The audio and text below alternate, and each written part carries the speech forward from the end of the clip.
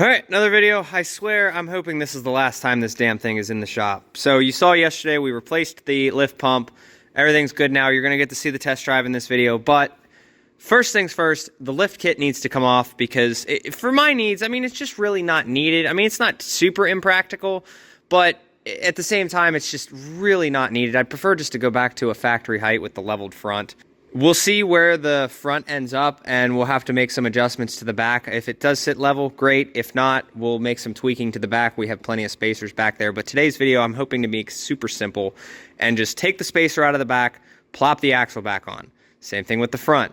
Hopefully, I can just take that little spacer off the top, call it a day, and then we have a little bit lower of a truck. We should be able to bring this thing down about 3 inches, which I think will sit perfect. And then we need to take the timbrins and move them. So like I was saying, this thing wasn't supposed to be in the shop, but the fact that we had a bad lift pump and all that, now I'm going to have to work on it. So hopefully I can get this thing done by the end of the day. And then this thing is officially done, and then it's just going to be little things from here on out, like, you know, if I ever want to replace these or throw gauges in it or throw a tuner at it or all that stuff. Like, it's all simple stuff from here on out. Hopefully I didn't hurt the injectors or the CP3 by running it without a fuel pump for the longest time. From what I'm seeing, I probably did not, but hopefully, hopefully that good news stays. So we're going to also be changing the oil here at some point. I need to get some AMSOIL filter and oil on order, as well as I want to do all the fluids and all the bullshit too. So like that'll just be simple maintenance stuff. So that'll be the only other reason this thing comes in the shop. So we're going to start over on all the maintenance. New batteries are done, all the other stuff. So fuel filter, then we'll go from there. But without further ado, let's just start pulling this rear end out. So as you can see, really all there is to take out is this. I'm going to have to pull the timbrins out, obviously. We'll have to get rid of this little spacer here, but it looks like we have plenty of thread engagement. Worst case scenario, we just need to throw this thing on the top and we can keep the same thread engagement. But judging by how much is down here and how much is up here on the threads, I think we'll be all right. This really sucks, right? So I took the spacer out. It really wasn't that much effort at all. I don't have to touch the factory leaf pack. But here's what I find out. You guys can see all that shit up in there? Look down in there. What's missing? There's no centering pin. So that's kind of obnoxious. I'm gonna attempt to make one, I guess. I've made them before and it works out, but like, looking at it, there's no way to tell that this axle is centered. So I'm not going to play around with it. I am going to make a legit steel centering pin. And I have plenty of stuff here I can fabricate one, but that's absolutely shitty. The back was always lower than the front. So if we're going to take out this spacer here, yeah, that might actually be a stock spring. Who knows?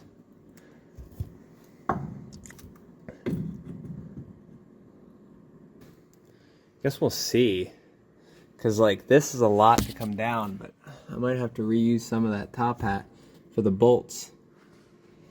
We'll see, but I'm not playing around with this. Like, it definitely needs a centering pin. These come from the factory with a centering pin that's made out of rubber. What I like to do is find something that works like this, fits in the bottom of the axle down underneath. I've already gotten this side done, but this fits perfectly in the axle. And then this goes up through the leaf pack. Believe it or not, I didn't have to make any cuts at all. There's a hole all the way through the center of this whole leaf pack, so which is awesome. So all I had to do was just put this in there, line it up. It matches the same hole on the leaf spring and the same hole on the axle. So this is the new height for this side. Now we take off the other side. Don't be like this. This guy has the centering pin on this side, but not the other side. I'm gonna have to dig that out.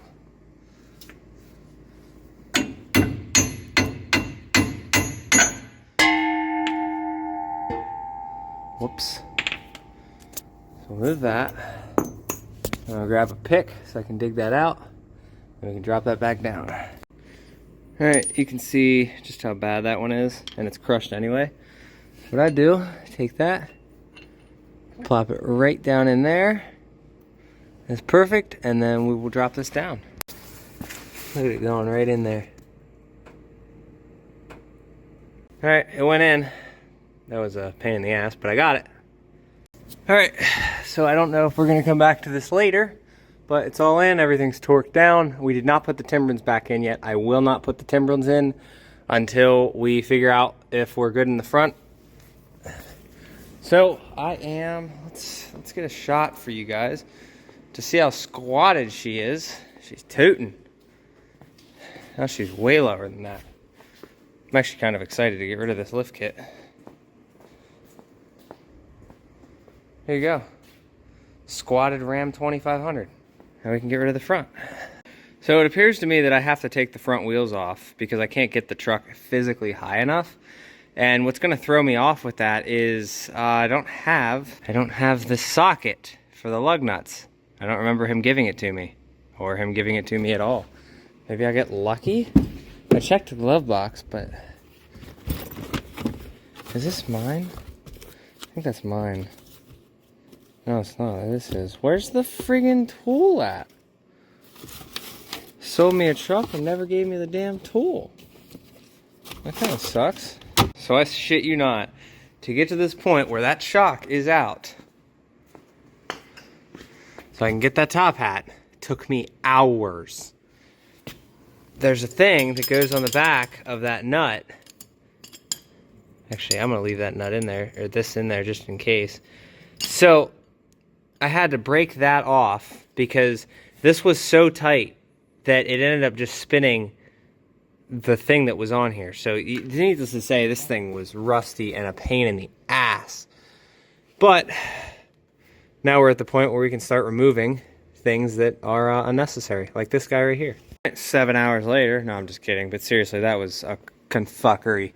So I just need to put the top hat back on and the shock back in on this side, and then we're done over here. And now everything I did over here, I got to go to the other side and do. This is not an easy task.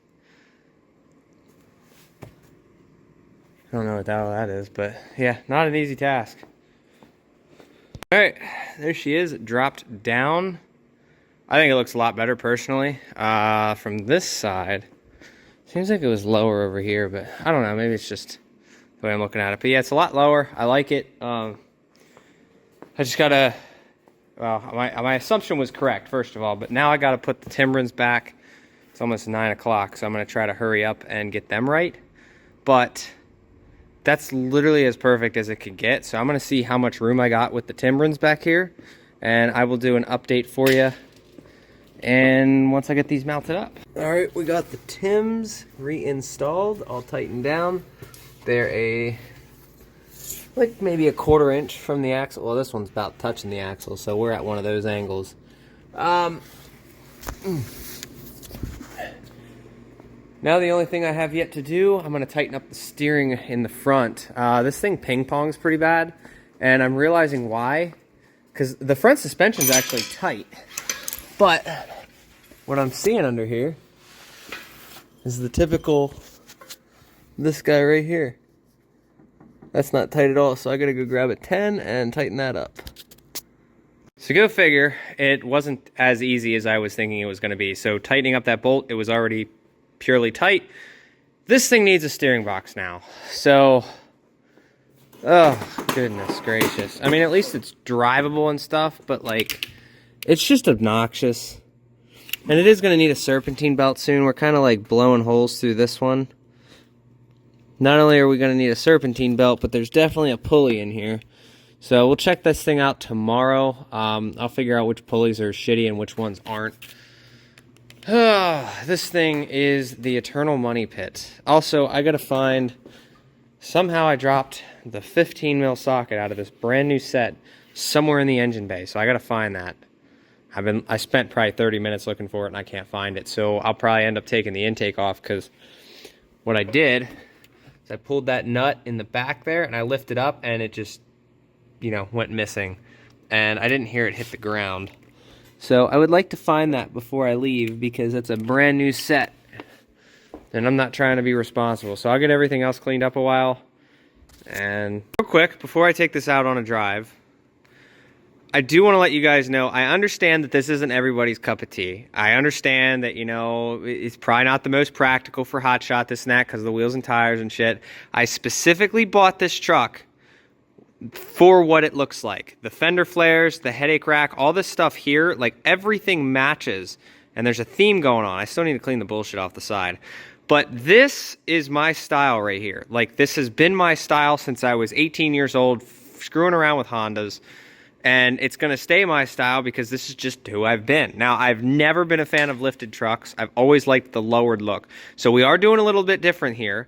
This truck, since I am towing, it is leveled in the front rather than reverse leveled in the back. So we could actually put stock springs in the front and reverse level it and bring it down more. But I want to leave the rear suspension and leaf pack factory.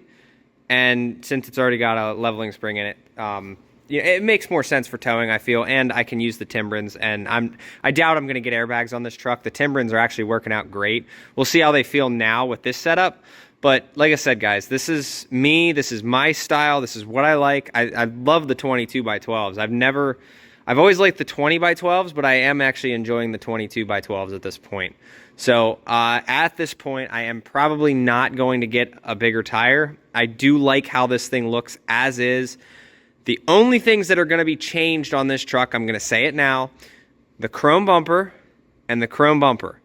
Those are the two things that we're going to have to change up. I thought about a roll pan, but the fender flares give it that rugged, you know, kind of badassery look. I don't feel like a roll pan would exactly match it. So we're going to leave that for now. We'll figure out what we need to do. I don't want to put a ranch hand on it though. Just keep that in mind, guys, like I said. So we're going to go head out. We'll drive it in a little bit, and then I'll get some more clips of it tomorrow if everything fixed the problem. We do got to get, at some point, I would like to get a light bar for the roof for like the emergency stuff, because we do plan on doing some local stuff here.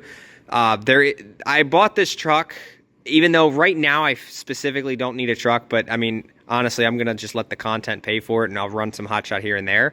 But some of the local plans that we have in the next couple months, there's a reason I got four-wheel drive. There's a reason I got a single wheel. I wanted a 3500, but, you know, the only box that this thing did not check was that it's a 2500. I wanted a 35. So, little things. I'm only going to be changing little things. Possibly the mirrors. These need to go. I want the in-channel ones. And needs darker tint, needs windshield tint. That if I need a dually, I'm just going to go buy a second truck. But for now, like I said, I'm going to enjoy the single wheel. This thing needs a lot of work and a lot of money thrown at it. Going through and observing things on the truck. Look at that crank sensor. Like, how does that happen and it still works? Goodness. Glad I have a spare, but I cannot find that 15mm socket that I dropped in this engine bay a few hours ago. It's a black socket and there was a nut in it.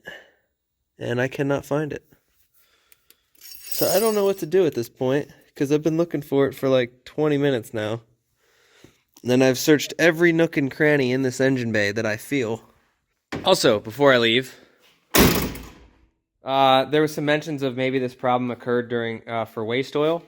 Kind of what I'm thinking is that we already had that problem with the lift pump originally, but it clogged that filter pretty quick up there. And I'm wondering if the reason I have to shut it off for like, I don't know, a couple minutes and then turn it back on, I'm wondering if that also pushed to another fuel filter up there. So maybe that's also, maybe we do have two issues. I'm going to replace the fuel filter regardless. But I'm going to keep running it the way it is. Yeah, I'm just going to go drive it now and we'll see how it runs. This thing just looks freaking mean. I like it. I like this a lot more than I liked my white truck in my original 06. Them fucking wheels are sick. So I completely forgot to film today, but yeah, so this thing runs just absolutely awesome. I forgot to clear the code, but yeah, like this thing just runs like brand new now. I'll probably get on it down once it warms up a little bit, but we still need to fix the idler pulley up there, or whatever that's making noise, and the steering box, if you guys can see, it needs a box. So those two things, and then an oil change. I'll show you guys when we get up here.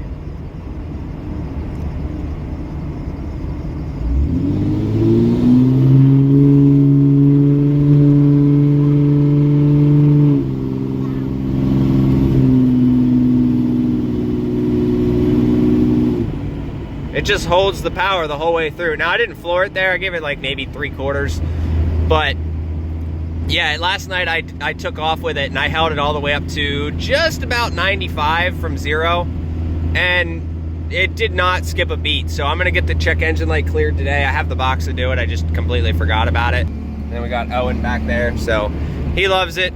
We're gonna keep driving it around, make sure everything's good, and then we'll go from there. Sick F-Tree fitty. All right, so I cleared the code back at Liam's school. We're gonna take this thing now, and I'll do another pull just to show you guys. We'll get on the highway, and I'll just kind of, hitting bumps. But yeah, so she's running great. The only other code was like an intake air or heater performance or something like that. So hopefully that doesn't come back on. If it does, I don't know. I think it's a grid heater related code. I'll have to look it up later if it does. Well, if it does come back on, but this spot's always shitty. Yeah, we're going home.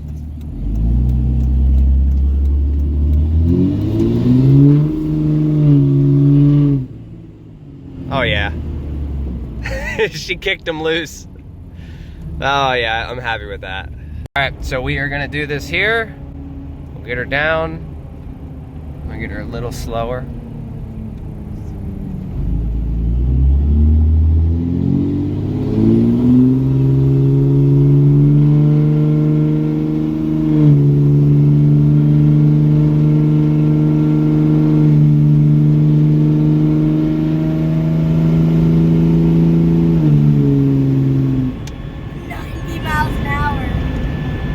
There you go.